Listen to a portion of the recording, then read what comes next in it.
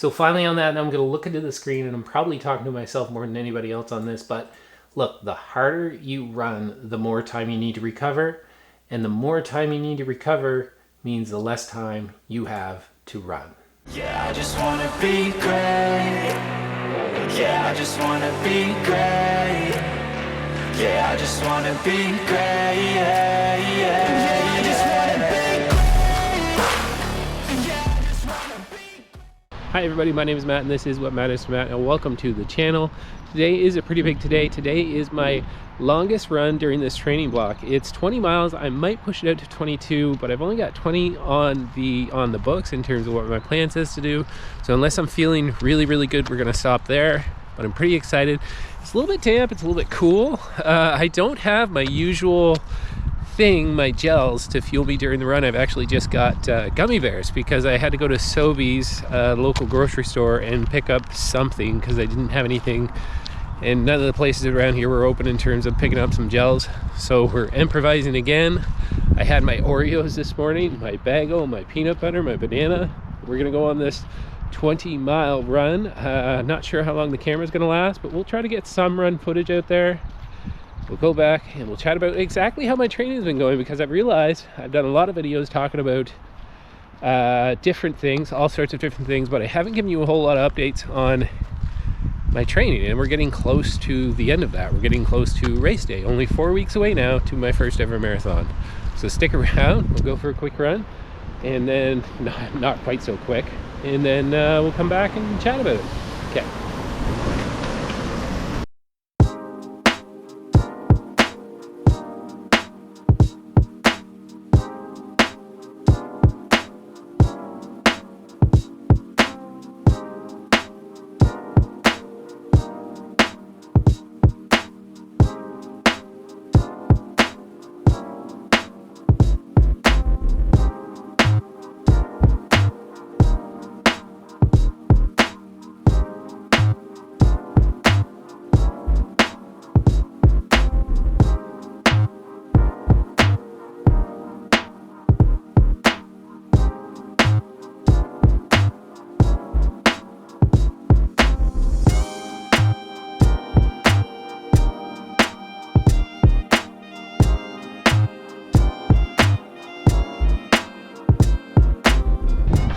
All right, so pretty good so far. About a third of the way through.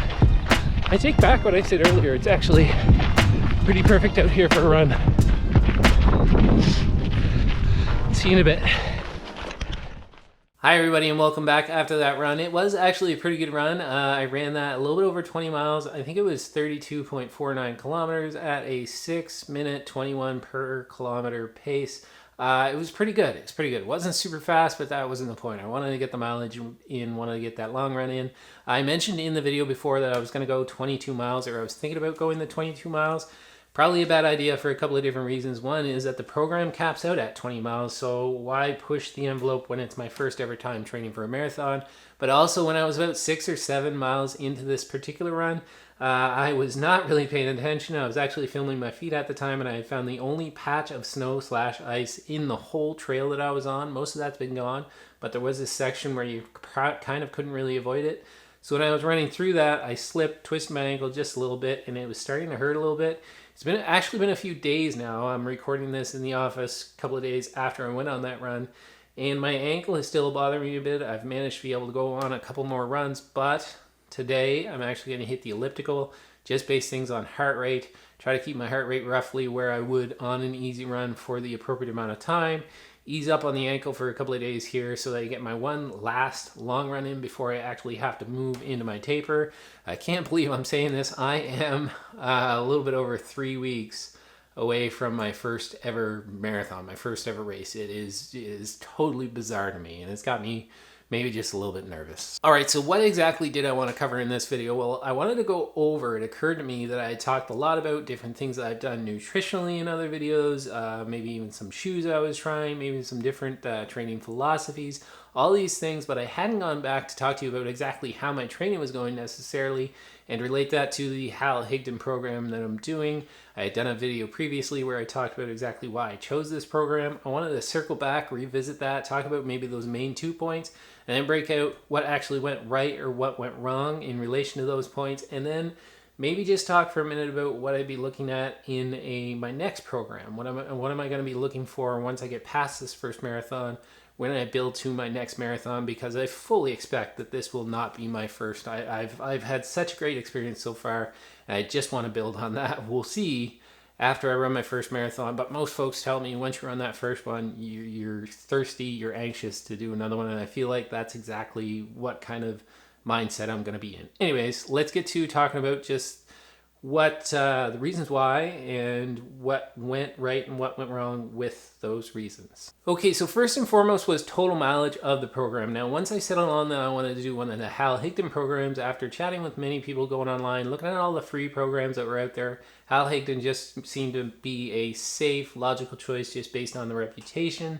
Everything else didn't seem overly complicated, pretty straightforward. So I picked Hal Higdon, and then when I got into the programs, I looked at the novice programs and looked at the intermediate programs. Felt like just where I wanted to, what my goals were, and where I felt my current fitness was that I was closer fit into the mileage that I saw on the day-to-day mileage that I saw on the intermediate program, and that I could just kind of jump right over the novice program. We'll talk about that in a sec, whether I think that was a good idea or not. But that was how I chose the intermediate program over the novice once we got into Hal Higdon.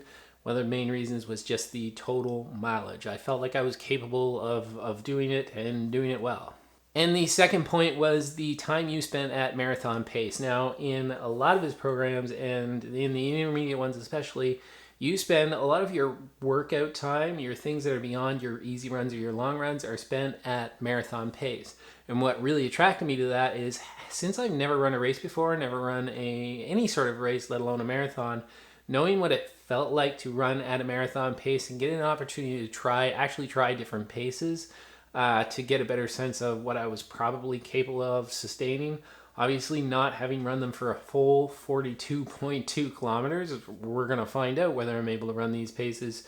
But getting more opportunity than a lot of other programs to run specifically at that pace, not running beyond that pace, but running at that pace, I felt also, not just physically, also mentally, felt like a really good opportunity for me in terms of just making me optimistic and giving me the confidence that I have the ability to run at what I think is an appropriate marathon pace for me.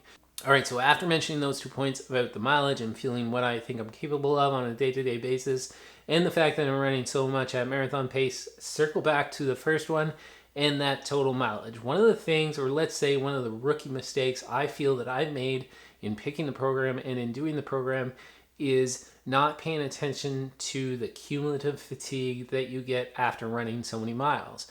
One of the things that I did when I was looking at what I thought I was capable of was I never really understood how cumulative fatigue worked, or I never really paid attention to it. Understood how it worked, didn't pay attention to it in the running context. And what I mean by that is that I looked at the runs on the days and said, I can run those no problem. But it is a long haul. Marathon training is between 12, maybe even up to 20 weeks or 18 weeks, as this program is. And over time, that cumulative fatigue, even though you get down weeks and dips and then you're up and down and all that, that cumulative fatigue over time actually plays a toll on the body. That's one of the reasons why we have a taper at the end of all of that long training that we go through, months and months of pushing our body to the limits, is that it gives us an opportunity for our body to heal. But it is something that made it probably a little bit more challenging and really kind of touch and go in terms of really coming close to injury, really kind of dealing with a few niggles along the way that may not have happened if I had maybe picked one of the novice programs that would be more appropriate to a beginner, which truly I am. And honestly, the second part to this, and this is more of definitely a user error in terms of what I would consider a rookie mistake, but it does relate back to that total mileage, is this whole idea, and I've talked about it in other videos, but running those easy runs easy. It seems like it is a very, very hard thing for me to do. And I've talked to other people who say it's also something that's hard to do, and it takes a long time to maybe learn this, or maybe even just drill this into your system that this is what you have to be doing. But so many of my runs, I'm just out there and I'm feeling like I'm not doing enough. So it's really, really hard to run at those easy paces. And then there would be times where I would get these updates on my splits and I would look down at my watch and I'd be going so slow that I just felt like I had to pick up the pace. And then all of a sudden I'm out of that easy running pace. But all of a sudden I'm not running my easy runs easy enough so that when I get to those long runs or those marathon pace runs, I'm not really as rested as I should be because I've been pushing my easy runs too hard. A little bit of a rookie mistake, but it's one that I've been making, and it relates back to that total cumulative fatigue because I'm not giving my body enough time to rest, or the workouts that I'm pushing through it are just a little bit too hard, too fast. So finally on that, I'm going to look into the screen, and I'm probably talking to myself more than anybody else on this, but look, the harder you run, the more time you need to recover. And the more time you need to recover means the less time you have to run. Okay, so also to circle back to the marathon pace runs. Now, one of the things that you'll notice in the intermediate program, and it's for a very good reason or a very deliberate reason, is that your marathon pace runs, which are usually not that long, maybe around 10 kilometers or so, but your marathon pace runs are usually the Saturday when your long runs are on Sunday. Now, the rationale to that is that during your long runs, you're running your long runs on fairly tired legs. If you look at some of the beginner runs, there are marathon pacing runs, but they're more towards the middle of the week, so that you get a chance to rest and recover before you have to go on your long run and before you do go on your long run. But in this program, the intermediate program, there's a purpose to it, laying it right in front of your long run so that you have tired legs or a little bit tired legs when you do actually do that long run. For me, at times that was great, but after already having a long week and that marathon pace run on Saturday, when it came to that long run on Sunday, there were lots of times where I felt like I was probably pushing the envelope a little bit too far, and I probably could have used a rest day between that marathon pace run and that long run. That's probably one of the things that would separate a novice runner, which clearly I am, versus an intermediate runner, and may have made the novice program a little bit more appropriate for my running. So at the end of the day, I know I said if I was going to train for another marathon after I finish this one, and I'm laughing just a little bit because of course I'm going to train for another marathon after this one. I totally think that this will not be the first marathon that I run, so stay tuned for that. And if you haven't subscribed to my channel, subscribe to my channel. I've got a whole lot more really good content coming out as we kind of push the envelope to get myself to be the best that I can be for my family, because ultimately at the end of the day, that's what I'm trying to do. I'm trying to be the best version of me for my family, and marathon training, running this marathon has helped me out with that so much. But for this program in particular, probably won't go with the intermediate one program next time around, just for mainly because I think I want more variety. Now, I don't want to fault that with the program. I think it may have been perfect for me that the majority of my runs were at a similar pace, and then I had the marathon pace runs, and then I had those long runs. Kept it pretty simple, didn't push the envelope too much, but I think next time around, giving myself enough time, building up a little bit of a base, continuing on with what I've gained so far after this training program, I want to mix it up a little bit more and look at something that has more workouts involved, whether that's hills, whether that's tempo work, whatever threshold runs, whatever it happens to be, just mixing in more workouts and variety, because at times it felt a little bit boring that through the week, basically just doing those runs, those easy runs all week before I got to my big weekends, just got a little bit boring at times. So I'd like to mix it up a little bit and pick a program that has something a little bit more variety. And that's it. Again, guys, if you like this video, please consider hitting that subscribe button and hitting that bell notification so you get notified every time I put out a new video. My name is Matt, and this is What Matters to Matt. And ultimately, I've said it in so many of my videos, what matters to me most is my family. I will see you in the next one.